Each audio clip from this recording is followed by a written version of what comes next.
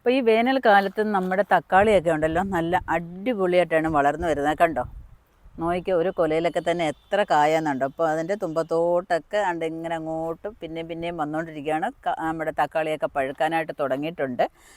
നല്ല നല്ല ഗ്രോത്തും നന്നായിട്ട് കായും പിടിക്കുന്നുണ്ട് കേട്ടോ. അപ്പോൾ എല്ലാത്തിലും ഇങ്ങനെ പഴുത്ത് നിൽക്കുന്നുണ്ട്. അപ്പോൾ ഇതിന് ചേർത്ത വളമൊക്കെ നിങ്ങൾക്ക് അറിയായിരിക്കും. നമ്മുടെ വീഡിയോ കാണുന്നവർക്കൊക്കെ, സ്ഥിരം കാണുന്നവർക്ക് നല്ല നല്ല ടിപ്സുകളും ട്രിക്സുകളും ഒക്കെ അറിയാനായിട്ട് സാധിക്കും. അപ്പോൾ ഇതിനകത്ത് ഞാൻ കൊടുത്തിരിക്കുന്നത് നമ്മുടെ ഏത്തക്കയുടെ തോലും അതുപോലെ മുട്ടത്തോടും ഉള്ളിത്തൊലിയും കൂടെ നന്നായിട്ട് അരച്ച് കലക്കി ഇതിൻ്റെ ചുവട്ടിൽ ഒഴിച്ചു കൊടുത്തിട്ടുണ്ടായിരുന്നു. അതും പ്രകാരം നന്നായിട്ട് എല്ലാത്തിലും ഇഷ്ടം പോലെ കായ്കളാണ് ഉണ്ടായിരിക്കുന്നത്. ഇത് നോക്കിക്കേ, ഇതിനകത്തൊക്കെ പിടിച്ച് നിൽക്കുന്നുണ്ടോ? ഇതിനകത്തൊക്കെ ഇഷ്ടം പോലെ കായ്കളാണ് അതാണ്ട് ഇവിടെ എല്ലാം പിടിച്ച് നിൽക്കുന്നത്. ഇല കാണാത്ത വിധം പിടിച്ച് നിൽപ്പുണ്ട്. ഇതിൻ്റെ അടിയിലുള്ളതായ ഇലകളൊക്കെ നമ്മൾ ആവശ്യമില്ലാത്തതൊക്കെ കട്ട് ചെയ്ത് കളയുക. സക്കറകളൊക്കെ അങ്ങനെ നിന്നോട്ടെ. പിന്നെ ഇതെന്ന് പറഞ്ഞാൽ നമ്മുടെ ചെറുത്തക്കാളിയാണ് കേട്ടോ.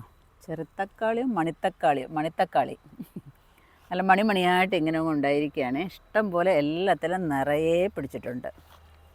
ഇവിടെ എല്ലാം പഴുത്ത് നീക്കാനായിട്ട് തുടങ്ങിയിട്ടുണ്ട്. ഇനി എല്ലാം കൂടെ നമുക്കൊരു ദിവസം വിളവെടുക്കണം. അപ്പം നിങ്ങൾ ഇതേപോലെ നടാനായിട്ട് ശ്രമിക്കുക.